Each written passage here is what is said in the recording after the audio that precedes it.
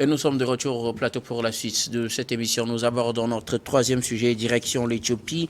Abiy Ahmed veut toujours un accès à la mer, mais n'envahira pas d'autres pays. Nous en parlions il y a de cela quelques jours, mi-octobre. Le Premier ministre éthiopien Abiy Ahmed, prix Nobel de la paix en 2019, détail très important, vous le saurez tout à l'heure, avait annoncé qu'il avait besoin d'un accès à la mer pour son pays, peuplé de plus de 100 millions d'habitants, deuxième pays le plus peuplé d'Afrique, pour le développement donc, de l'Éthiopie, un accès à la mer qu'il jugeait très important au point de vouloir mettre sur la table des discussions des sociétés d'État éthiopiennes, parmi lesquelles la grande compagnie Ethiopian Airlines que le pays pourrait partager avec un autre pays voisin qui est en bordure de mer et qui pourrait donner accès donc à l'Éthiopie. Seulement que dans cette déclaration, Abiy Ahmed avait aussi martelé que s'il ne trouvait pas d'accord, il était prêt à aller en guerre avec les pays de la région, ce qui a suscité des réactions. Retour sur sa parole, Abiy Ahmed porte des précisions. Il veut effectivement avoir accès à la mer, mais n'est pas dans une intention belliqueuse. Il n'envahira pas les autres pays de la région, c'est ce qu'il a affirmé. Peut-on faire confiance à la parole d'Abiy Ahmed quand on sait que lui, qui est prix Nobel de la paix, ce prix lui a été donné en raison de son combat ou bien de ses actions menées pour mettre fin à plusieurs années de guerre avec l'Érythrée, mais quelques années après, quelques mois plus tard, c'est-à-dire en 2020, il envahit le Tigré avec la guerre au Tigré. Actuellement, c'est la guerre dans la région Amara, et ses réactions dans les relations internationales, surtout avec le Soudan et l'Égypte dans la question du grand barrage de la renaissance de l'Éthiopie. Peut-on aujourd'hui faire confiance à Abiy Ahmed quand il annonce des intentions belliqueuses pour avoir accès à la mer et puis ravale sa salive après? Louis. Faire confiance à Abiy Ahmed. Abiy Ahmed. Je pense que c'est une question à laquelle il faut répondre avec beaucoup de doigté, parce que on nous dit qu'il est prix Nobel de la paix juste parce qu'à un moment donné, il a su pacifier une guerre qui opposait l'Éthiopie à l'Érythrée. Mais c'est quand ces derniers temps, quand vous voyez ses actions, ses faits et gestes, c'est quelqu'un qui est plutôt plus friand pour la guerre. Parce qu'on nous dit que tout récemment, il y a eu une violente manifestation en Éthiopie contre les forces armées régionales. Et puis, Ahmed avait justement justifié cette manifestation-là par son désir de poursuivre le processus de paix de Pretoria. Ça veut dire qu'aujourd'hui, il est prêt à soutenir, à expliquer toute initiative qui va, ou bien toute initiative qui vont dans le sens justement de la guerre. Maintenant, aujourd'hui, je pense que sur le sujet relatif à l'accès à la mer, c'est un dossier entre guillemets qui a été déjà classé de par le passé. Mais s'il revient sur le sujet, ça veut dire que il a des intentions cachées. Donc c'est pour cela que pour moi, je trouve qu'on ne peut pas aujourd'hui lui faire confiance. Parce qu'aujourd'hui, il a la possibilité, il y a tellement de possibilités pour lui d'accéder à cette mer-là. Quelles sont les possibilités? Il pourrait peut-être passer par Djibouti, je crois. Il peut passer par Djibouti, il peut passer par... À condition que Djibouti accepte. Voilà, et donc maintenant, il faut d'abord qu'il essaie de négocier. Si vraiment il ne veut pas de la guerre, il faut qu'il aille à la négociation, c'est-à-dire qu'il faut qu'il s'asseye avec les dirigeants djiboutiens pour savoir la ligne à définir, pour qu'à l'arrivée, aucun pays ne se sente lésé. Parce qu'après tout, c'est la recherche de l'espace vital pour tout le monde. Tout le monde veut justement avoir accès à cette mer-là. Mais par où l'Éthiopie va passer? C'est la question fondamentale aujourd'hui. Et maintenant, s'il va de son propre gré, sans faire une concertation au préalable, là, je pense qu'il est en train de titiller les gens et à l'arrivée, il va déclencher la guerre, qu'on le veut ou pas. Alors, à part Djibouti, il y a l'Érythrée, il y a la Somalie aussi. Il y a la Somalie, il y a également le Soudan, si je ne me trompe pas. Oui, le Soudan aussi, qui a un accès à la mer de l'autre côté, voilà. Et qui n'est pas très proche de l'Éthiopie. Donc, c'est pour cela que pour prendre de telles décisions, ça ne va pas une décision unilatérale, ça ne va pas une décision solitaire que lui, il va prendre dans son coin. Mais il faut d'abord qu'il essaie de concerter tout ce monde-là, tous ces pays-là, pour qu'ensemble, ils définissent le plan à suivre. Parce que dès qu'il va le faire, je ne pense pas que ces pays frontaliers-là vont justement lui permettre d'avoir accès à la mer sans qu'il ne soit consulté en amont. Est-ce que vous pensez que si Abiy Ahmed vient voir, par exemple, le président Hafter Orki de l'Érythrée pour lui dire, bon, tu vois, je vais avoir accès à la mer, cède-moi peut-être 1 kilomètre de largeur tout en profondeur pour que je puisse avoir accès à la mer, est-ce que tu penses que ce sera aussi facile comme ça s'il va voir le président Djiboussi? Est-ce que tu penses que ce sera facile s'il va voir les autorités somaliennes? Est-ce que tu penses que ce sera facile? N'est-ce pas aussi à cause de la complexité de la situation qu'il avait établi aussi, qu'il avait brandi la menace d'intervention, de conflit avec le pays qui refuserait? La situation, elle est complexe, on le sait déjà, mais lui risque encore de la rendre plus complexe. C'est aussi, il faut d'abord qu'il fasse cette démarche-là avant que les autres présidents ne refutent, en fait. S'il ne le fait pas et s'il s'entête à le faire, je pense qu'il crée la guerre. C'est peut-être ça. Il a eu le prix Nobel de la paix. Quelqu'un disait que qui veut préparer. Tu veux préparer la paix. Qui veut la paix prépare la guerre. Peut-être c'est dans cette logique-là qu'il est. Mais aujourd'hui, il ne peut pas se lever tout seul pour justement mener de prendre de telles initiatives. Aujourd'hui, cette partie de l'Afrique-là est déjà en conflit. Et donc, je trouve que pratiquement tous les pays environnants. Et nous sommes assis sur de la braise, en fait. C'est-à-dire que ça peut prendre feu à tout moment, surtout quand on parle de cette partie de l'Afrique. Le Soudan n'a jamais été en paix. On a essayé un peu partout de le pacifier, mais ça n'a jamais été possible. Et donc, si l'Éthiopie, qui connaît peut-être un semblant de paix, parce que tous les pays qu'on vient de citer, qui sont presque, en fait, en feu en sang, presque tout le temps. Et donc, si l'Éthiopie, qui est plus ou moins pacifique et ne veut pas justement contribuer, qui a cette gage de paix, donc je pense que c'est le pire à craindre. Donc, c'est pourquoi je dis qu'un homme, entre guillemets, responsable, il y aurait peut-être, ce serait peut-être bon pour Abiy Ahmed de consulter en fait ses frères président, ses homologues présidents, pour que ensemble ils prennent la décision applicable. Germain Pouli, je reviens sur ma question principale. Peut-on aujourd'hui faire confiance à la parole d'Abiy Ahmed, lui qui avait annoncé des intentions belliqueuses dans son projet d'accès à la mer et qui revient sur sa parole en disant non, je veux effectivement avoir accès à la mer, mais je ne vais pas quand même aller en guerre avec vous? Oui, c'est toujours bien qu'il revienne expliquer qu'il ne veut pas faire la guerre, mais en même temps qu'il explique comment il entend. Donc avoir un accès à la mer si il veut forcer la mer aux autres. Et heureusement qu'il fait quand même une offre assez intéressante, mais qui, à mon avis, n'est pas aussi honnête.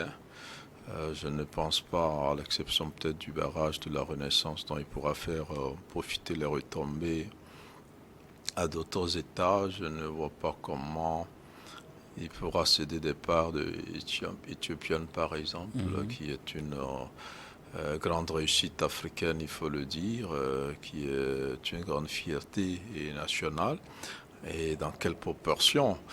Mais c'est heureux quand même qu'il propose un marché donnant-donnant, donc qu'un pays nous offre un accès à la mer et qu'en retour on lui donne des parts. Mais moi je pense que tout ça c'est des ballons d'essai qu'il a envoyés, parce qu'en réalité il est parti dans cette première déclaration pour mettre la pression sur les autres pays et leur faire comprendre assez clairement que il serait capable d'aller jusqu'à la guerre pour avoir un accès donc à la mer.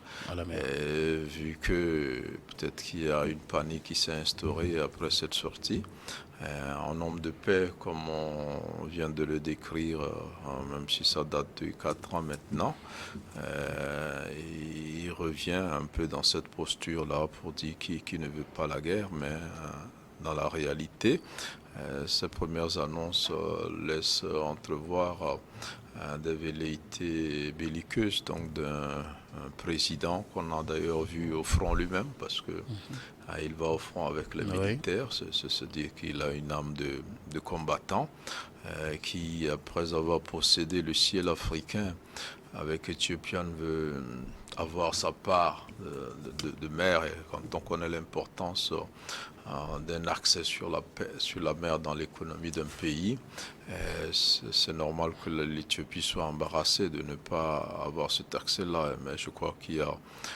plusieurs moyens d'avoir accès à la mer, même si géographiquement on n'est pas si proche. Donc il suffit d'avoir de bons partenariats donc avec les pays côtiers, les pays qui sont plus proches de l'océan, et donc de pouvoir faire transiter les marchandises par la mer. Nous savons tous qu'aujourd'hui le commerce c'est 80% au moins des marchandises qui sont dans le commerce qui passent par la mer. Et donc pour l'Éthiopie ça reste un enjeu économique de taille. Maintenant, est-ce qu'il est prêt à aller à la guerre pour avoir cet espace-là? Est-ce qu'il est prêt à mettre en péril les frontières telles qu'elles existent aujourd'hui?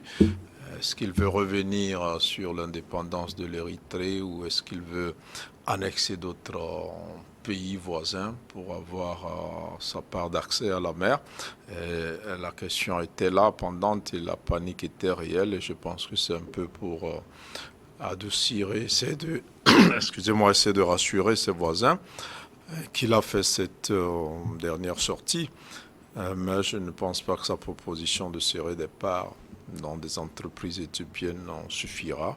Mais comme je l'ai dit tantôt, c'est plutôt une bonne nouvelle. Et est-ce que ça va se faire? Est-ce que c'est honnête, cette proposition qu'il fait? Donc on attend de voir. Mais dans une zone régulièrement secouée par des terroristes, par des guerres fratricides et par de nombreux conflits, ce n'est pas exclu que l'Éthiopie veuille profiter un peu de ce chaos-là pour pouvoir se tailler finalement un espace et un accès à la mer. Alors, Abiy Ahmed, au regard de la situation, avec une population de 120 millions d'habitants, selon les dernières estimations, l'Éthiopie est le deuxième pays le plus peuplé du continent, et donc avec beaucoup plus de besoins. On se rappelle ses relations avec le Soudan et l'Égypte dans son projet de grand renaissance du grand barrage de la renaissance de l'Éthiopie, qu'il avait rempli finalement tout seul, hein, sans l'accord des autres pays situés en aval du Nil. Et est-ce que aujourd'hui, ce barrage qu'il monnaie aujourd'hui contre un accès à la mer, est-ce qu'on pourrait dire que depuis donc l'arrivée au pouvoir d'Abiy Ahmed, il avait planifié en fait de faire ça, parce que il met aujourd'hui deux grandes choses sur la table: Ethiopian Airlines, qui est la plus grande compagnie du pays, une compagnie connue pratiquement un peu partout en Afrique, et aussi ce grand barrage là de la Renaissance qui est disons un trophée en quelque sorte pour l'Éthiopie aujourd'hui. Est-ce qu'on peut dire qu'il avait planifié son coup dès le début, et donc maintenant il a de quoi aller marchander un accès à la mer? Peut-être, oui, on peut dire qu'il avait déjà tout peaufiné. Mais au moins, comme je l'ai dit tantôt, il a eu le courage quand même de marchander cet accès à la mer. Maintenant, quels sont les pays qui sont intéressés par cette offre-là? Et encore une fois, est-ce que ces offres-là sont honnêtes? Est-ce que vraisemblablement il va respecter sa parole? Vous l'avez dit, quand il s'agit de construire ce barrage-là sur le Nil, il avait quand même fait des promesses à des pays qui n'ont pas été tenues. Donc est-ce qu'avec un tel leader, les autres voisins seront assez à l'aise pour traiter? Est-ce que demain il n'y aura pas d'autres problèmes? Moi je pense que l'Éthiopie veut probablement profiter de ce chaos-là, de ce désordre-là, de ces conflits interminables, donc dans cette zone-là, pour essayer de faire un forcing. Maintenant, s'il revient à la raison, qu'il propose des choses plus concrètes et qu'il vise beaucoup plus la paix, et donc des avantages communs, des intérêts communs, et ça peut être plutôt une bonne chose. Maintenant, depuis cette sortie aussi, on n'a pas vu beaucoup de réactions de la part de ses voisins. Est-ce que derrière tout cela, les autorités éthiopiennes ont entrepris d'autres démarches pour convaincre les voisins, pour faciliter donc cet accès à la mer? On attend donc de voir. Mais après, comme on l'a dit, il y a eu une certaine panique après les premières déclarations. Je pense que c'est pour cela qu'il y a eu ce rétropédalage.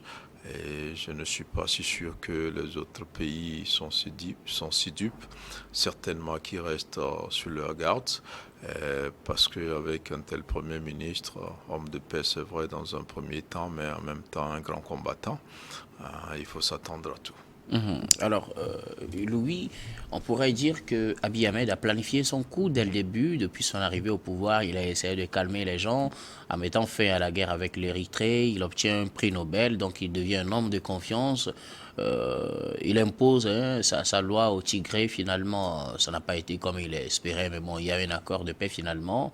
Et puis, il se sert de ces choses, il construit un barrage de la grande renaissance de l'Éthiopie, et c'est ce barrage-là, Ethiopian Airlines, qu'il marchande aujourd'hui contre un accès à la mer, peut-être un coup peaufiné depuis son arrivée au pouvoir. Oui, c'est un coup peaufiné, et à la lumière des choses, je pense qu'il se montre très smart, et parce que même ceux qui lui ont décerné le prix Nobel de paix, l'ont Ils ne l'ont su. pas vu venir. Non, mais ils l'ont su. Peut-être c'est une piège en fait pour le contenu dans ces velléités belliqueuses.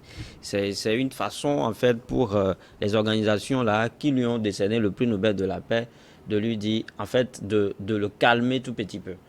Est-ce que vous voyez? Parce que quand vous voyez aujourd'hui la situation, quand il parle d'accès à la mer Rouge, quand vous voyez Djibouti par exemple, il y a une voie ferrée tout neuve qui est d'ailleurs très promontoire, qui a été récemment construite par les Chinois.